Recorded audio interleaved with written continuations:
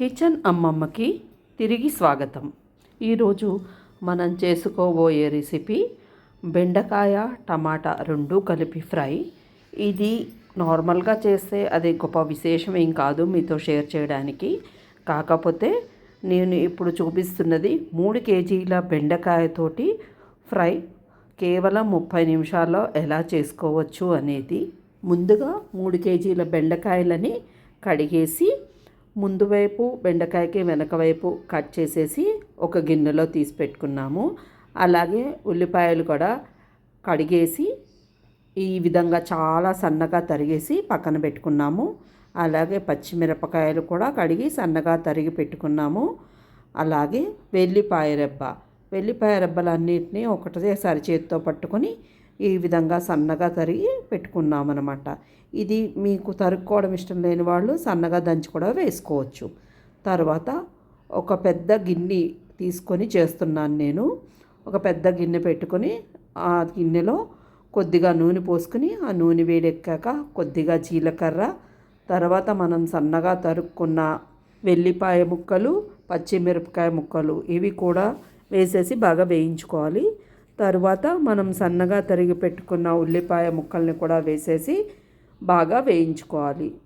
ఈ ఉల్లిపాయలు ఏంటంటే మనకి గోల్డెన్ బ్రౌన్ వచ్చేదాకా వేయించుకోవాలి. అప్పుడే మనకి కూర బాగా రుచిగా ఉంటుంది. ఇది సన్నగా ఇష్టం లేని వాళ్ళు కావాలంటే పెద్దగా కూడా తరిగేసి వేసేసుకోవచ్చు. కాకపోతే సన్నగా తరుక్కుంటే అన్నీ కలిసి రుచి చాలా బాగుంటుంది. అందుకనే నేను బాగా సన్నగా తరిగి వేసుకుంటాను. చూడండి, ఇంకా కొద్దిగా వేగాలి. కలర్ లైట్గా మారింది కానీ ఇంకా గోల్డెన్ బ్రౌన్ కలర్ వచ్చేదాకా బాగా వేపుకోవాలి. సన్నగా తరుక్కున్నందుకు ఏంటంటే కొంచెం త్వరగా అయిపోతుంది. ఇది బాగా వేగింది. ఇప్పుడు మనము సరిపడా ఉప్పు, అంటే 3 కేజీలకు సరిపడా ఉప్పు, అలాగే పసుపు, అలాగే కారము ఇది కూడా వేసుకుంటున్నాము. ఇది మన ఇష్టానికి తగ్గట్టుగా, అంటే ఎక్కువ కారం కావాలనుకున్నప్పుడు కొంచెం ఎక్కువగా కారం వేసుకోవచ్చు. ఇది నలుగురికి పెట్టేది కాబట్టి కొంచెం కారం ఎక్కువ ఉంటేనే బాగుంటుంది. ఆ తర్వాత మనం సన్నగా తరిగి పెట్టుకున్న బెండకాయ ముక్కలన్నిటినీ వేసేసి అలా అంతా ఒకసారి కలుపుకోవాలి. బెండకాయ కూర ఎక్కువగా ఊరికే కలపకూడదు. ఊరికే కలిపితే ఏంటంటే మనకి జిగురు అనేది ఎక్కువ వచ్చేస్తుంది. కాబట్టి ఒకసారి మొత్తం అలా అంతా కలిపేసేసి వదిలేసేయాలి. వదిలేసి మంటని సిమ్లో పెట్టుకొని ఒక 10 నిమిషాల పాటు వేయించుకోవాలి.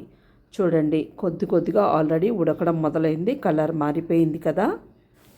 మధ్యలో ఎందుకు కలుపుకోవాలంటే గిన్నెలో చేస్తున్నాం కదా, కిందదంతా మాడిపోతుంది. అందుకని చెప్పేసి మేము టమాటాలని ఎంత సన్నగా కోసుకుంటే బాగుంటుంది అనేది నేను ఒక క్లిప్ ఇక్కడ యాడ్ చేస్తున్నాను. చూడండి, ఇంత సన్నగా తరుక్కుంటేనే రుచి బాగుంటుంది. ఎందుకంటే పెద్దగా అయితే బెండకాయ సన్నగా తరుక్కున్నాం కదా, బెండకాయ తొందరగా ఉడికిపోతుంది, టమాటా మెత్తపడదు. అందుకని ఇది కూడా బాగా సన్నగా ఈ విధంగా కట్ చేసి వేసుకుంటే రెండు కూడా తొందరగా మగ్గిపోతాయి. అంతే, ఒక 10 నిమిషాల కూర రెడీ అయిపోయింది. మీకు నచ్చితే లైక్ చేయండి.